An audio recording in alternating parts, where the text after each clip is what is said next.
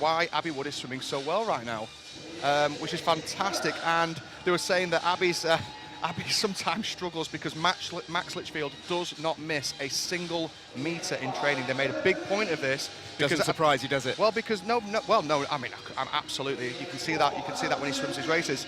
But yeah, fantastic, great IM pedigree. They train together, so hopefully they'll light it up in the pool tonight as well. Well, it should be brilliant, those individual races. But before that, we've got the Challenge 68. The teams are making their way out now, lanes 1 to 8. They are so excited, and they have no idea what's going to happen until Laura Winter lets them know. Swim England relay format, and I can tell you right now it is going to be suitably bonkers. Typically, of course, a medley relay order: backstroke, breaststroke, fly, freestyle. Simple. We're ripping up the rule book. It's all different. Backstroke will be leg 1, but we're about to do the order all new right now. So leg number 2 will be breaststroke. Leg number 3, let's see what it is. It's freestyle. You can hear swimmer groans in the background because they've decided their orders, remember? And the final leg, once again, it's breaststroke.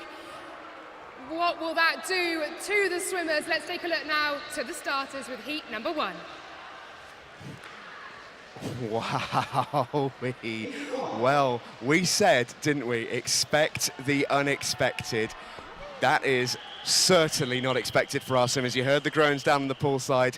We cannot wait for this one. Absolutely no idea what's going to happen. The man who's going to tell you is our race commentator as we hand over for the first time tonight. A very good evening to Jonathan Bell.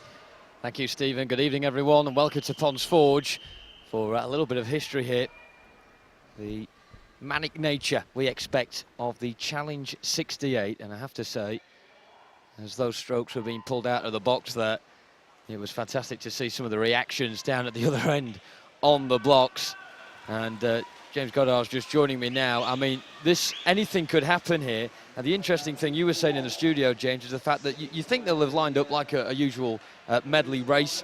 So those that may have expected freestyle on the last leg, or certainly hope for it, they've got breaststroke. Yeah, they've got breaststroke. Something we didn't mention, that there's 2 males and 2 females. They have to put 2 of each set into this relay, so that's why you might see some of the men going first and leading the way.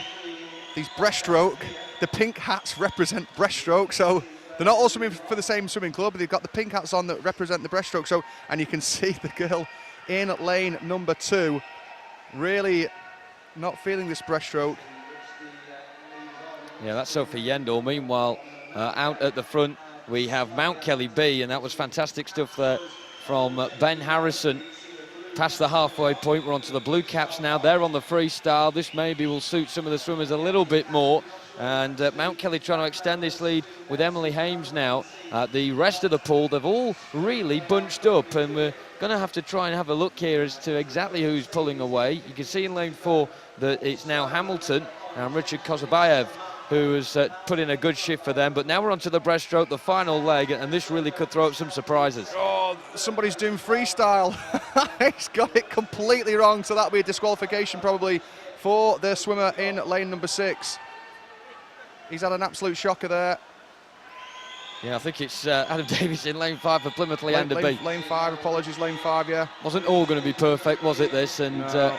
Coming in now towards the wall then, out of the legitimate swims, it's going to be Mount Kelly B. They're going to win it fairly. In they come at 154.34. They have got the cash in the bank, the £140, and surely a slot in tonight's final as well. Yep. We knew it'd be manic, James, and there was always going to be someone, wasn't there, who couldn't quite get the rule book sorted out. Yeah, this is it. This is it. This is what happens. The Plymouth Leander swimmer has done freestyle instead of breaststroke.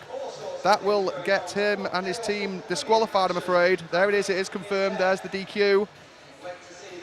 So not only does it mix things up, and look at how happy these Mount Kelly swimmers are. They are absolutely buzzing. They get to come up here, get in front of the camera, receive this check, and they will be in the final. Yeah, there we are. Look at this. This is what £140 does. £140 does this. Look at him. Christmas come early.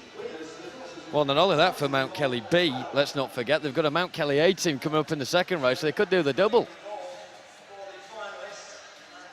You know what, we've been speaking about Mount Kelly all week. Fantastic. They deserve this. Well, can now cross back over to Laura, who of course ensued all that chaos in the first place by picking the strokes out of that box, and she's now going to speak to the victorious team in that first heat there, Mount Kelly B, in the Challenge 68 competition. The first ever winners, of course, of that competition, and we'll wait and find out who can join them in getting that title in the second heat very shortly. But for now, Mount Kelly B talking on poolside to Laura Winter.